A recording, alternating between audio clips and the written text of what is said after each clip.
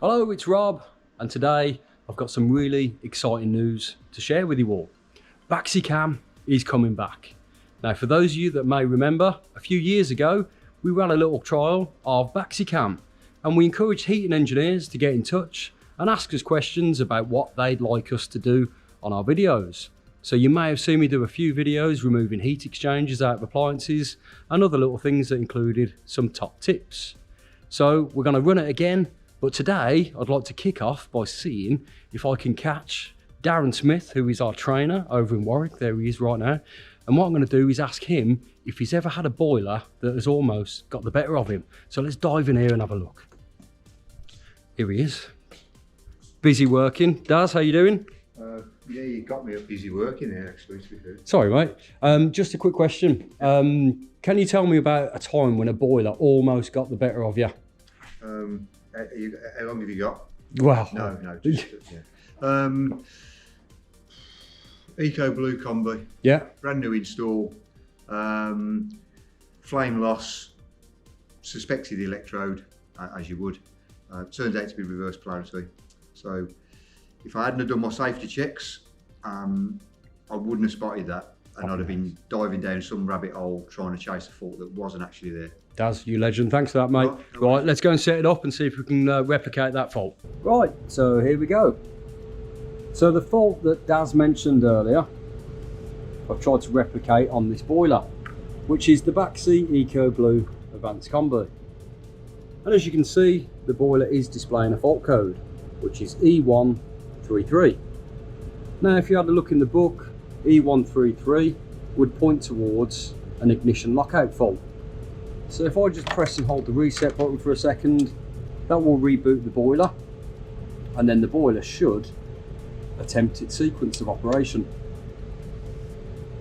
So what I will do, just to hurry it along a bit, is open up a hot tap so we can put a hot water demand on.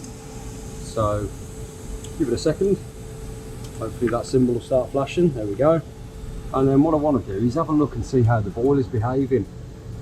Now, I don't know if you've just seen that, but the burner just lit and went off, and it's just done it again.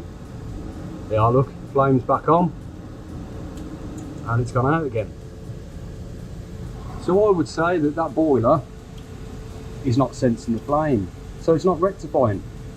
Now I can rule out a few things, can't I? Spark generator, it can't be that, because obviously that's doing the job, creating a spark for the spark electrodes, because the burner is actually firing. There he is again, and quite quickly going off. Let me just turn that tap off again, because we're on a water meter here. There we go. Right, so boiler's still on E133. What I'll do is drop the circuit board down. Now I've removed this kind of panel just to make things a bit easier for us to see on the video. Now if we have a look at the electrics, so this cable here, this will be coming in from the fuse spur. The green and yellow one, this one here, is the earth wire, which is connected to the other side, which is the earth going off to the circuit board. The blue one coming from the fuse spur is coming in, and it's in the right place by the looks of it, which is connected to the neutral, which goes off again somewhere on the circuit board. And then the brown one, which is the live wire, comes in. Looks like it's in the right place because it's connected into the live that goes off to the circuit board. So if you were just to look at that, you'd say, well, that's wired incorrectly.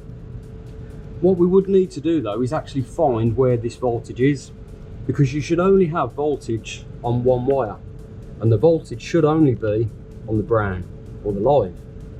So what we need to do is grab our multimeter, and we would turn it to volts AC, which is the V with the wiggly line, if you like, so alternating current.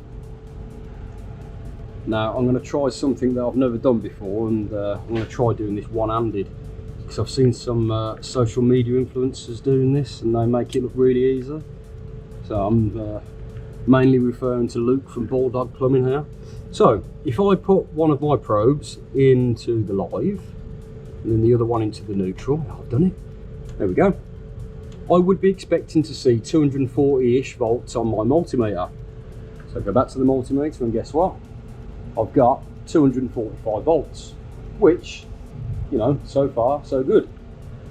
But all that tells me is that the difference between these 2 points is 245 volts, meaning one's got 245 volts on and the other one has got nothing, which is why we have to go across all conductors. So now if I go live to earth, I would be expecting to see 245 volts again. But if we go back to the multimeter, I've got less than 1 volt, meaning I've got no voltage on the live wire. So now if I go back to the multimeter leads, if I go between neutral and earth, guess what? The voltage is actually on the neutral wire. Now, like Daz said in his video, most boilers will work on reverse polarity, but there are some out there that won't, and this is one of them. Unfortunately, there's no extensive list that says these do work and these don't.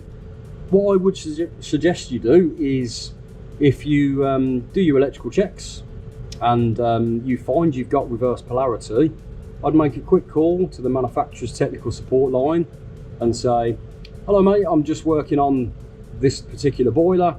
I found I've got reverse polarity. Could that be the reason why the boiler is going off on ignition lockout? And then the manufacturer will tell you that, yep, that's definitely the problem. Then you'd need to contact an electrician. The manufacturer may turn around and say, well, actually that board should work on reverse polarity. So then you might be looking at another issue.